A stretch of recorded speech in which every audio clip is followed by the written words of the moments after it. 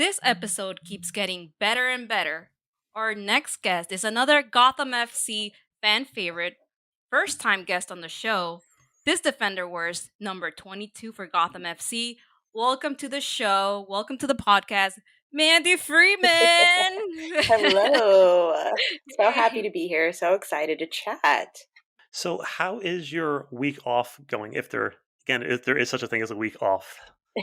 Yeah, Scott's pretty gracious about acknowledging that we are human beings outside of soccer. So the week off is great. We had the full days, the full FIFA window, so that was great. I went to California, hung out with my boyfriend, and just soaked up some sun before coming back to Jersey. But luckily, the weather was decent here for the first couple of days back in Jersey. But yeah, I had a great time. Yeah, that Sounds good. California weather. Oh Oh my yeah, god. What part of Yeah. California? Pasadena. All Okay. right. Mhm. How does it feel to be back playing games again after the off season? Yeah, it's always I love being back after the off season. Like you go from training kind of like on your own or if you can find a couple of people that's great, but to now being able to have good hard training sessions. So it's great to just get your feet back under you, shake off the cobwebs a little bit and get to training and building with the team again. Yeah, just love to compete, right? Oh yeah. How does this team feel right now about how the Challenge Cup is going so far? Yeah, I mean, obviously our results aren't that great with the Challenge Cup at the moment, but I think we understand that it's a building year. We have a lot of things that we want to do.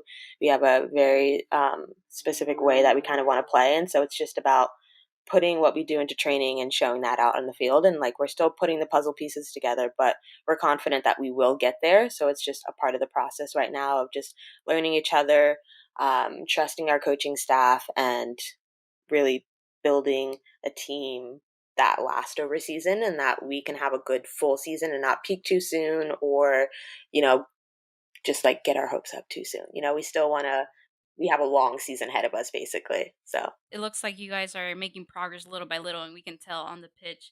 But let's take it a little back. Let's take it back in time and let's go back to the beginning and tell us, how did your love for soccer begin?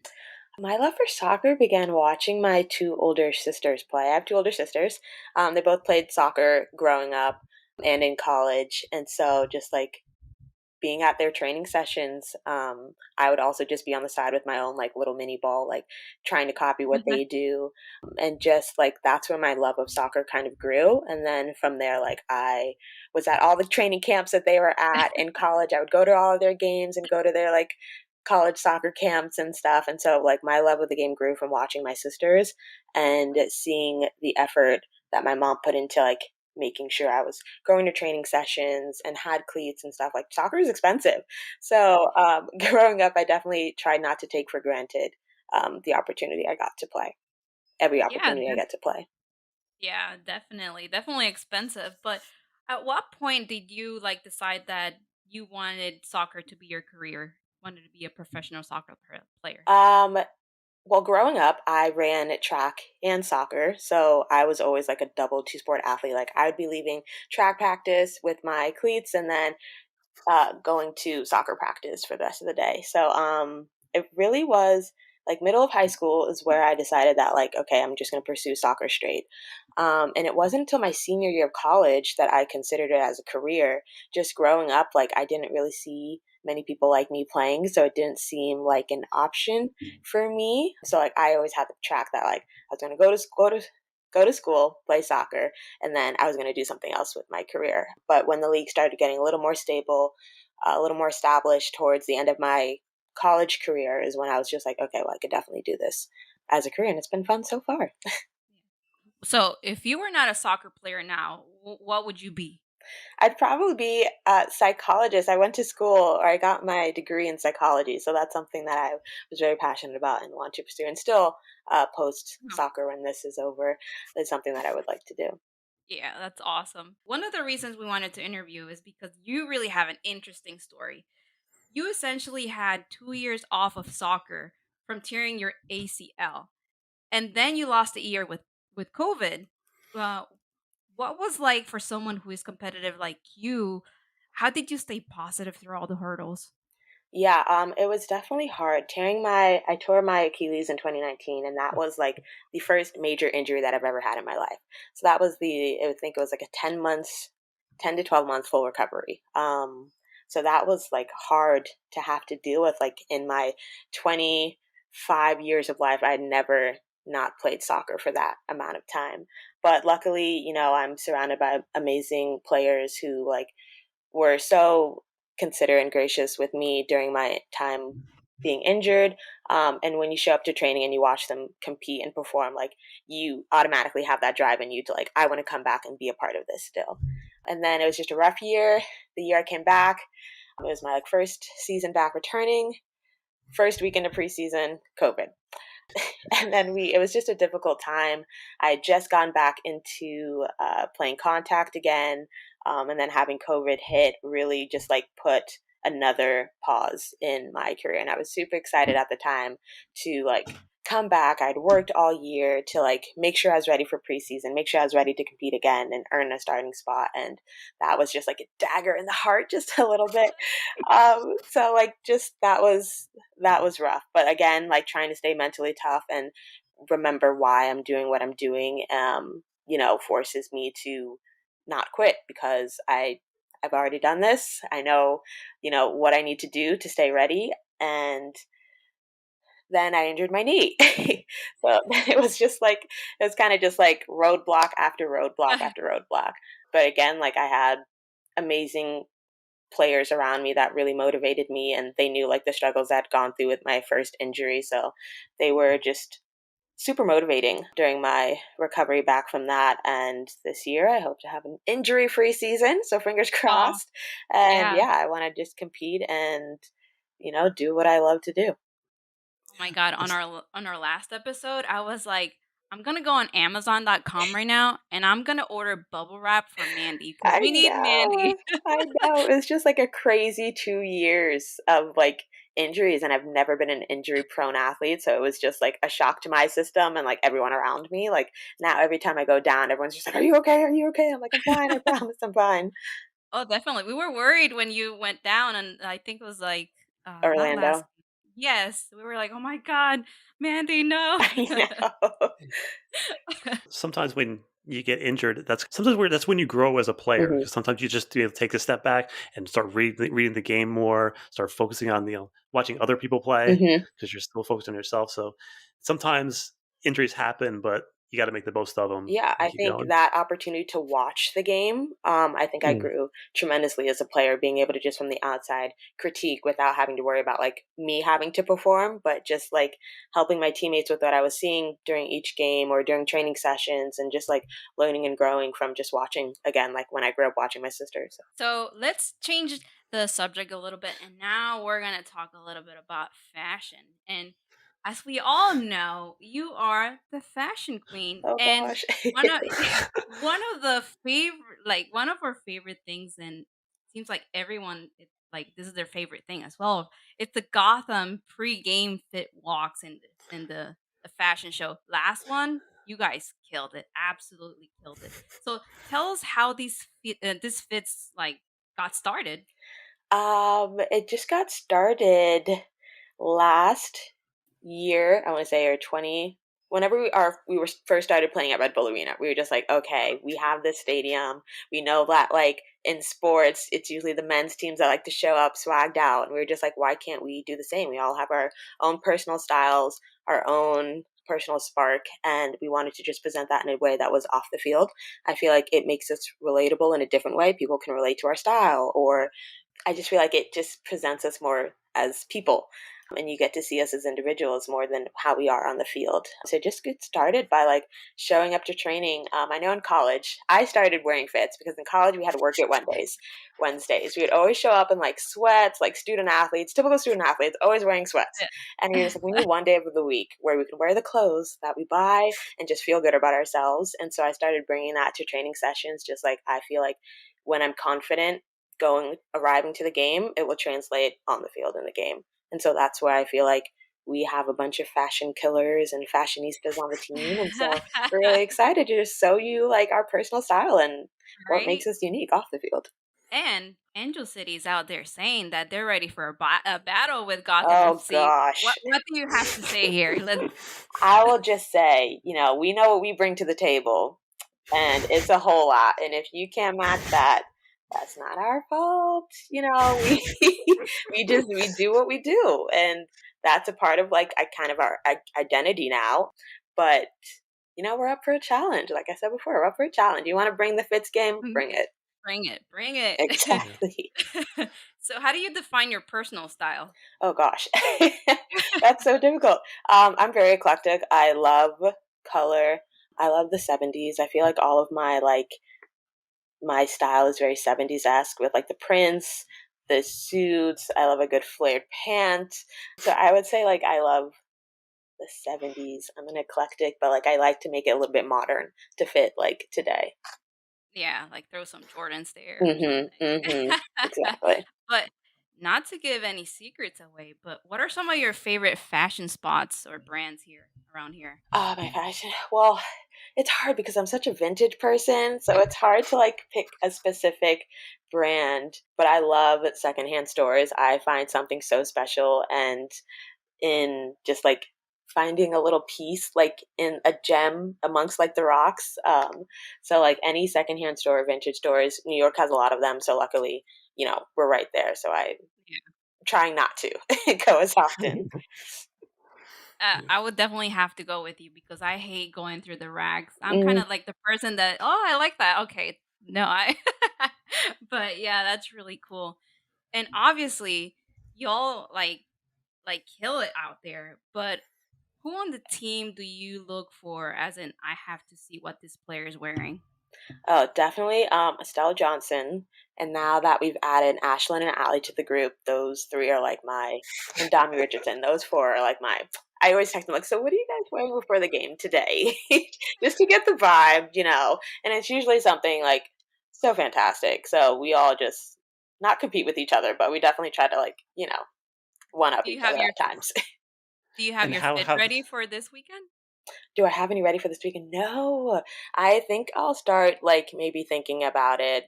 I don't think about it ahead of time as I feel like people think. So it's usually probably like the day before is when I really start like, okay, what do I want to wear? But like in the locker room, I'll be like, so what are you wearing for game day this week? What are you wearing for game day this week? But like, we don't really know until the day before. and how about the rookies? This is something that you sit them down and say, "Hey, this is what you have to do," or is it they just find it on their own, find their own Yeah, style? No, right. we did it for. It's not something that anybody has to do, and we try to make sure that that is conveyed throughout the team. That like we do this simply for the joy of like feeling ourselves, not Mhm, nothing else. But they wanted to do it, and they looked fly, so they mhm. looked really good. They showed up. Let's switch back to a little bit more talking about you as a player. So, as a youth player, like not many youth players grow up to want to be a center back. It's always kind of wanting to be the goal scorer. You want to be the person making the assist. You want to be Ronaldo. You want to be Messi. You want to be Alex Morgans of the world. But not many people are set out to be a center back. So how did that? It's a thankless job, really. Mhm. So what set you to become a center back, or just something that you always? Strangely enough, I wasn't one of those people that like wanted like the fame and glory on the field. I've always Mm, wanted to be not the playmaker, but I wanted to make the good pass. I wanted to set my player up to be the best player. And so I feel like that's how I naturally kind of fell into the center back role. But I was always an offensive player growing up. Like I was a winger, I was a forward, and I was a midfielder. Like those were my three spots. It wasn't until later in my youth career that I became a solid like center back. And even was when I was playing center back with the youth national team on my club teams, I was still oftentimes playing midfielder, and I did in college for a little bit as well. But like being the center back role, you kind of just get to see everything. You get to command the field. You're organizing. You're the farthest back from everybody else, so you can see everything happening in front of you.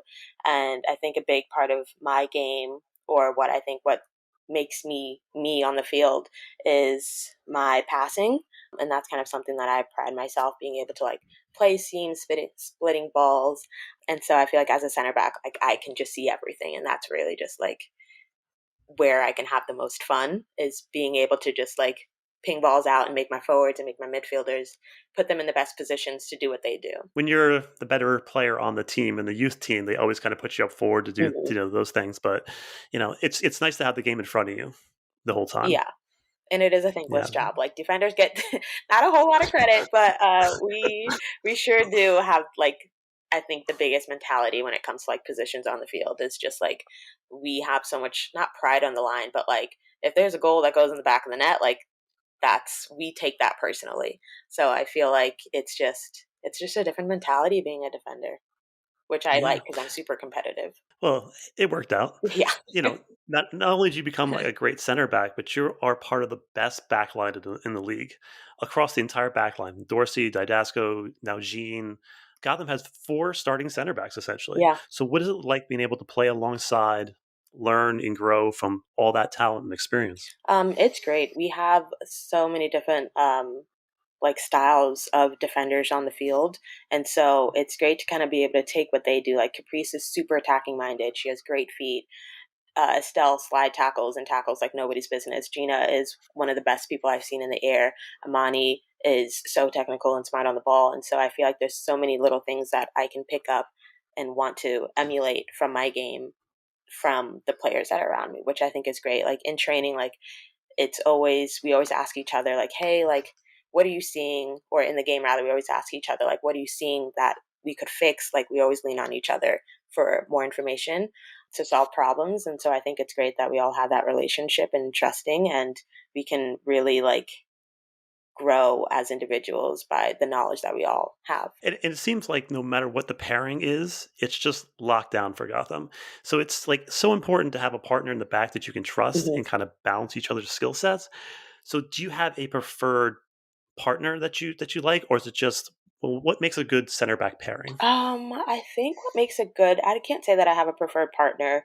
Everybody's so different to play Mhm. next to, but I would say what makes a partnership great is similar communication styles, and I would say the best on the field is different strengths. So like I feel like you have two people that can play long balls. Like I don't know, I feel like having different personalities offers up different things that you can use attacking wise on the field.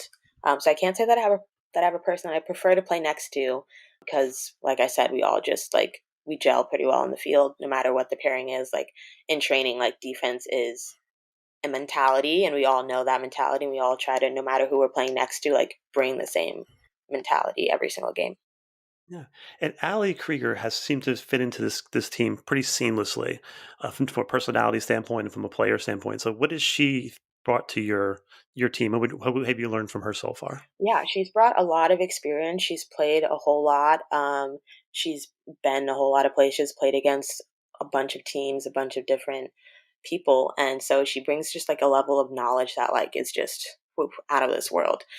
So she's always offering up feedback, and she's really good at solving problems like in the flow of the game. So that's what I would say that I've taken from her is just being able to just not wait until a break or not wait till the coach tells you, is like fix it on the field so that we can go from there and not have to wait for the coach to give us information. But her knowledge is amazing to have, and her grit and her tenacity on the field is like amazing. Like she will get stuck in and will go 100% all the time no matter what. And Sloan is adorable. Oh my gosh. Baby Sloan. I feel like a better question we had, did we take to Sloan? Everyone loves her. As soon as she comes down, it's like, give me the baby. Like everyone, we call them baby hogs. We have a couple on the team. They will not be named, but they know who they are. Yeah. And so, you personally, so what is your goals for this season? um, my goals for the season, well, number one, have a healthy season. We talked about just like that is one of my biggest goals to get through. And Scott's very understanding with that as well. And he wants that from me is just have a healthy season. That way I can be my best and perform my best. Number two, I want to play a lot. Like I having 2 years kind of off, like I want to earn a consistent starting spot to where like I can play and really learn to trust myself again and learn to like be competitive and gain more confidence, and you're only going to get that by playing. And number three, I want to win a championship, so that's probably number one. I want to win a championship, and I think we have the personnel to fully make that happen. So, what do you think would be a successful season for this team? Is it cup or bust, or is it, making the playoffs? What's a success at the end of the season? um Success kind of hard to measure, especially with this group and this team. But having made the playoffs last year, I would say success would be getting into the final four and greater success, peak success would be winning. Yeah, So we absolutely. want to do better than we did last year. And so that's making playoffs again, making Final Four, getting into the finals, and winning. And winning. All right. Ruby, do you have any rapid fire questions? Yeah, I do. So we're gonna Okay. close out this interview with some fun questions. I call these like the rapid fire questions. So Okay. technically, I just ask you a question and you're gonna answer whatever or the first thing that comes up to your mind. Are Okay. you ready? Yes. All right, let's go. All right, favorite food. Pizza. Easy. What's your hype up song? Hype up song? Oh my gosh. Right now it's Dandelions by, oh gosh, I can't remember who it's by. But it's very upbeat, very peppy. I want to see if I can find it, or maybe after I'll have time. But that's my favorite song for Pump Up. All right, what's like your cheat meal? My cheat meal. I'd probably have to say like pizza, and we have a really it's my favorite meal and my cheat meal. I would say, or ice cream. It's not a meal, but it definitely belongs in its own category. Now I have to ask this question. Pineapple on your pizza or no pineapple on your pizza? Oh, see, being a pizza lover, I love all kinds of pizza. So I've definitely enjoyed pineapple on my pizza in a past life many years ago. So I can't completely diss it, but it's not something that I put it on now. Yeah. Well, for the people that don't like pineapple, don't at Mandy, please. No, Don't at her. no, that's not me anymore. what's what's your most used app on your phone? Instagram. I really need to put a lock on it at times. What's your favorite holiday? Christmas. Yes, I Hmm. know. I love Christmas Can't too. beat the Christmas vibes and the songs Yeah. and everything. TV show you binge watch recently? Oh, The Ultimatum on Oh Netflix, the new one. yeah. I only say that because I literally just finished it today, but I binged the entire like 10 episodes or whatever yesterday. I need to catch up. Tonight You is the new do. episode. It's crazy. It is crazy. Don't spoil it. So what's one thing you cannot leave your house without? Cannot leave my house without to run through the list, which is pretty easy. Phone, wallet, and I have a giant pink jug of water that I take everywhere, and it has like I always get comments from my teammates about it because it's literally huge, but it helps me stay hydrated. And the last question. What was your childhood nickname? Oh, my childhood nickname was Mandy Pandy. Gosh, that's embarrassing. And I spelt it with an I, Mandy with an I. A Okay. Mm. little cheeky back then. We're gonna name this podcast Mandy Pandy. I'm Oh just kidding. gosh. I was like, please don't. No, we won't. Thank you so much for being with us, Mandy. Well, thank you Yeah. for having me. This was really fun. Yeah, Mandy. Yeah, unfortunately, we reached the end of this interview. So please come back on. I have so many more questions for you. I could talk to you for hours. I really do want to thank you for doing this and taking the time to talk to us. Oh yeah, this was like I said, super fun. The questions were so great, and look forward to watching the Gotham Fit video the next time it comes out. Yes. So good luck this season. Stay healthy. All that. Thank you so much. Yes. And to the fans, thanks for listening. This was a special show. This is why we put this podcast together for shows like this. We hope you all enjoyed it. For Mandy, Cloud9, Ruby, and myself, thank you for listening. Gotham is back Easter Sunday, 3 p.m. I am ready to get back to this matchup against the champs. Are you ready, Mandy? Woo! So ready. This has been a All Let's long time right. coming. go. Let's go.